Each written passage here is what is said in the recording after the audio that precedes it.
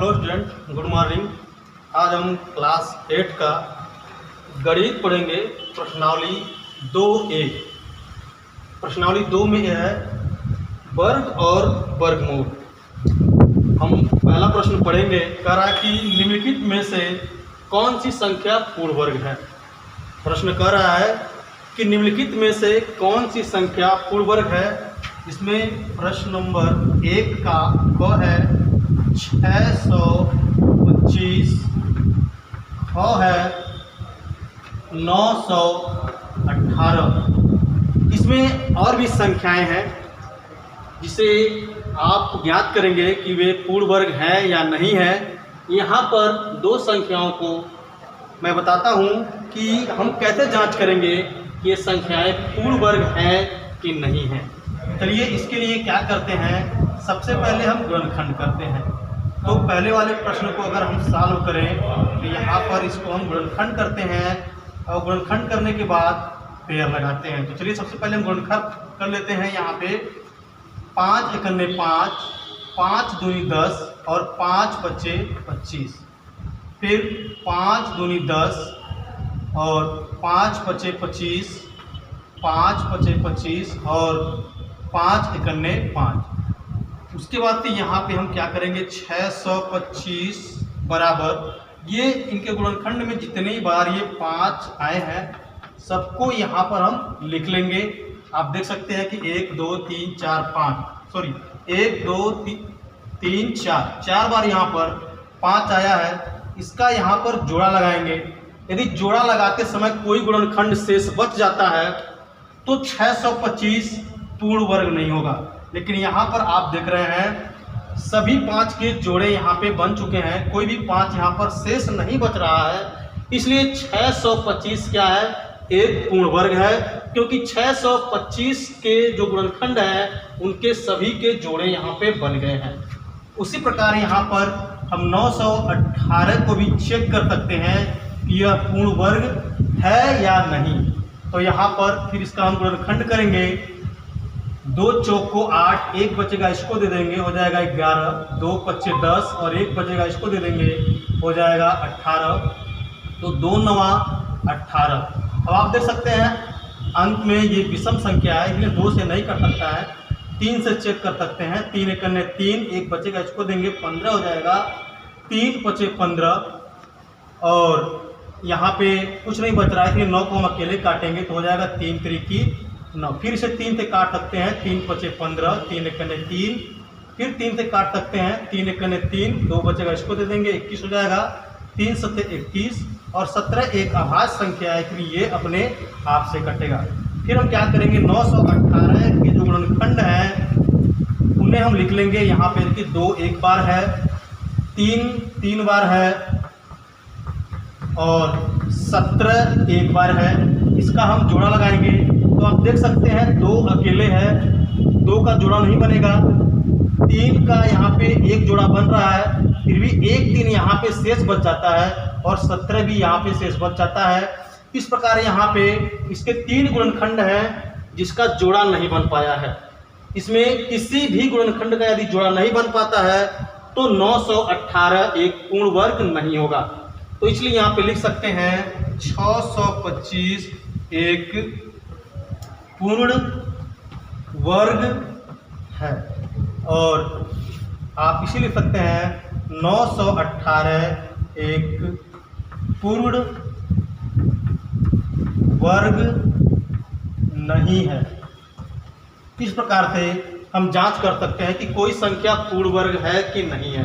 प्रश्न नंबर 2 कह रहा है कि निम्नलिखित में से सम संख्याओं के पूर्ण वर्ग पर सही का चिन्ह लगाइए। तो प्रश्न नंबर 2 में कुछ संख्याएं दी हुई हैं, जैसे आप देख सकते हैं 676, ख में है 1089। इन संख्याओं को बताना है कि कौन सी सम संख्या के पूर्ण वर्ग है और कौन सी विषम संख्या के पूर्ण वर्ग है। तो जैसा कि मैंने कल बताया था कि सम संख्या के जो वर्ग होते हैं वो सम होते हैं और विषम संख्या के जो वर्ग होते हैं वो विषम होते हैं। तो यहाँ पे आप देख सकते हैं इसके इकाई का अंक 6 है जो कि एक सम संख्या है। ध्यान दीजिए, अगर किसी के इकाई के अंक में 0 है, 2 है, 4 है, 6 है और 8 है, यदि किसी संख्या के इकाई के अंक में, इकाई का अंक ये अंतिम अंक होता है, तो यदि इकाई के अंक में 0, 2, 4, 6, 8 होता है तो उस संख्या को हम सम संख्या कहते हैं। और यदि किसी संख्या के इकाई के अंक में 1 है, 3 है, 5 है, 7 है और 9 है तो उस संख्या को हम विषम संख्या कहते हैं। तो ये विषम संख्या होगी यदि किसी के अंत में विषम संख्या, जैसे यहाँ पे आप देख सकते हैं इसके अंत में 6, ये एक सम संख्या हो जाएगी। और यहाँ पे आप देख सकते हैं इकाई के अंक में 9 है, इसमें 1089 एक विषम संख्या है। तो सम संख्या जो होते हैं वो सम संख्या के पूर्ण वर्ग होते हैं और विषम संख्या विषम संख्या के ही पूर्ण वर्ग होते हैं। कभी भी विषम संख्या का पूर्ण वर्ग जो होता है वो सम नहीं हो सकता और सम संख्या का पूर्ण वर्ग विषम नहीं हो सकता है। इसलिए आप यहाँ पर जितने भी प्रश्न यहाँ पे देख रहे हैं आपके सामने, यहाँ पे 676, 4489, 3844, यहाँ पे जो भी संख्याएं हैं आप देख करके पहचान सकते हैं कि कौन सी संख्या यहाँ पे सम संख्या के पूर्ण वर्ग हैं और उसी के सामने आपको टिक लगा देना है। प्रश्न नंबर यहाँ 3 है, 3 भी वही है, यहाँ पर कह रहा है कि कौन सी संख्या विषम संख्या का पूर्ण वर्ग है, उसी पर आपको चिन्ह लगाना है। तो देखिए वही चीज करना है आप, जैसे यहाँ पे जितनी भी संख्याएं आपके सामने होंगी, जैसे ये सम संख्या है तो यहाँ पर आप क्या करेंगे, सही का चिन्ह लगा देंगे। मान लीजिए ये विषम संख्या है, इस पर सही का चिन्ह लगाना है, इसके सामने क्रॉस कर देना है, फिर आगे जो सम संख्या का पूर्ण वर्ग है उसके सामने आपको ऐसे ही सही का चिन्ह लगा देना है। ऐसे इसमें भी है, इसमें कह रहा है, चलिए यहाँ पे आपको कुछ प्रश्न यहाँ भी हम लिख देते हैं। जैसे यहाँ पे 2116,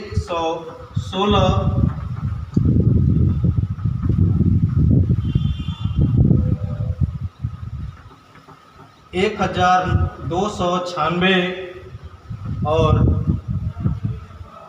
1521, यहाँ पर कुछ संख्याएं हैं और इन संख्याओं को आप देख करके बता सकते हैं ये संख्याएं सम संख्या के पूर्ण वर्ग हैं या विषम संख्या के। तो ये देख सकते हैं ये सम संख्या का है तो इस पे सही का चिन्ह नहीं लगाना है, इसके सामने क्रॉस कर सकते हैं, यहाँ भी आप क्रॉस कर सकते हैं। और ये देख सकते हैं ये विषम संख्या का पूर्ण वर्ग है क्योंकि इसके इकाई के अंक में विषम संख्या यानी 1 है, इसलिए इसी पर हमको चिन्ह लगा देना है। क्योंकि इस प्रश्न में कह रहा है कि विषम संख्या के आगे चिन्ह लगाना है सही का, और इस प्रश्न में सम संख्या के आगे सही का चिन्ह लगाना है।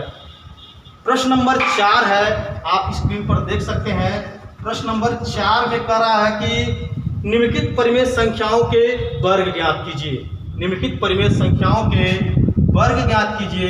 तो यहाँ पर आप देख सकते हैं पहला जो संख्या है -8, तो -8 का आपको वर्ग ज्ञात करना है। लिखेंगे -8 का वर्ग बराबर, आप यहाँ पे -8 पे स्क्वायर लगाएंगे और इसको आप -8 गुणे -8 दो बार लिखेंगे और गुणा कर देंगे। 8 × 64, माइनस और माइनस प्लस हो जाता है, इसलिए प्लस का चिन्ह यहाँ पे लिखते नहीं हो, छुपा होता है।